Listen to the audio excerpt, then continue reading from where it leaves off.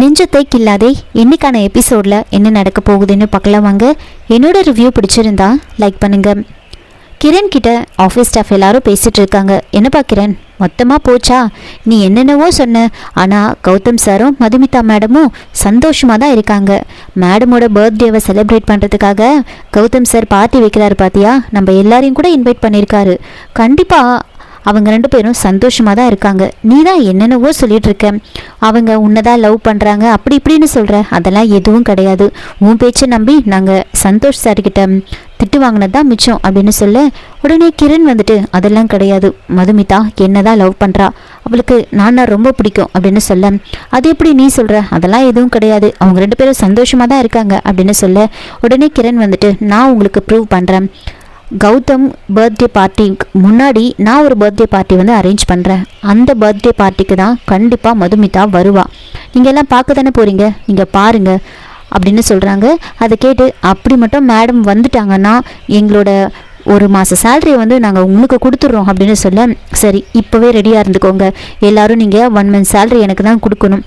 மதுமிதா கண்டிப்பாக நான் அரேஞ்ச் பண்ணுற பார்ட்டிக்கு வருவா அப்படின்னு கிரண் சொல்லிட்டு இருக்காங்க. இன்னொரு பக்கம் கௌதம் வந்துட்டு அட்வொகேட்டை வர வச்சுருப்பாங்க.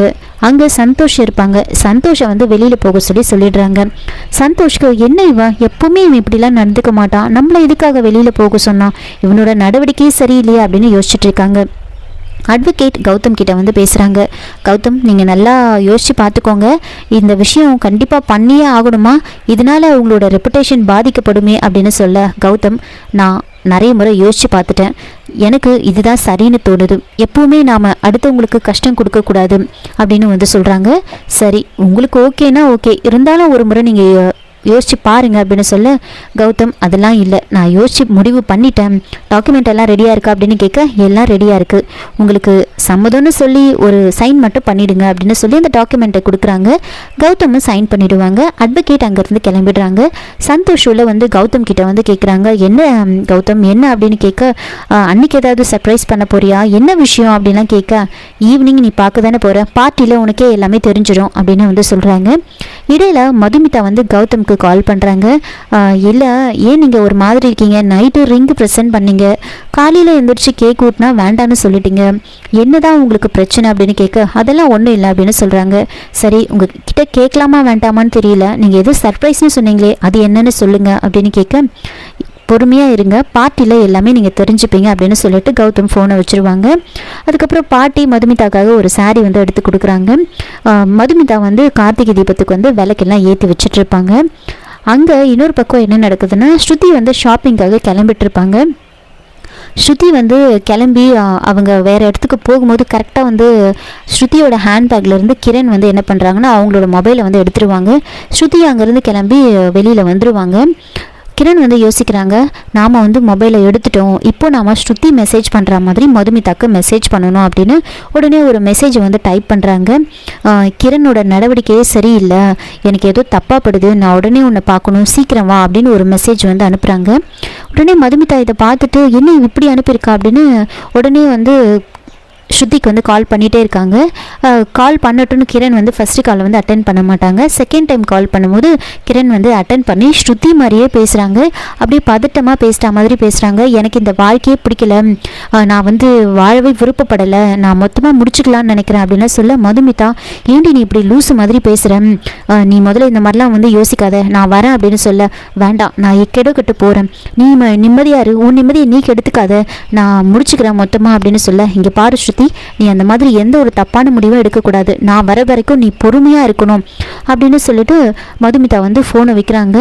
இப்படி ஸ்ருதியோட குரலில் பேசிகிட்டு இருக்கிறத வந்து ஸ்ருதி வந்து பக்கத்தில் வந்து நின்று கேட்டுடுறாங்க. கிரண் திரும்பி பார்த்ததுமே ஸ்ருதியை பார்த்ததுமே ஒன்றுமே புரியல. ஸ்ருதி ரொம்ப கோவமா, எப்போ நீ என்னோட மொபைலை எடுத்த அப்படின்னு கேட்குறாங்க. அப்போ கிரண் வந்துட்டு அமைதியாக இருப்பாங்க. ஒழுங்காக சொல்லு, எப்போ நீ என்னோட மொபைல் எடுத்த, எதுக்காக நீ என் மொபைல் எடுத்த, ஆமாம் இப்போ என் குரலில் நீ யாருக்கிட்ட பேசிகிட்டு இருந்த அப்படின்னு வந்து கேட்குறாங்க. உடனே வந்துட்டு கிரண் வந்துட்டு அமைதியாக இருப்பாங்க. உன்னை தான் கேட்குறான், என் குரலில் நீ யாருக்கிட்ட பேசிகிட்டு இருந்த, ஒழுங்காக உண்மையை சொல்லு அப்படின்னு சொல்லி கேட்குறாங்க.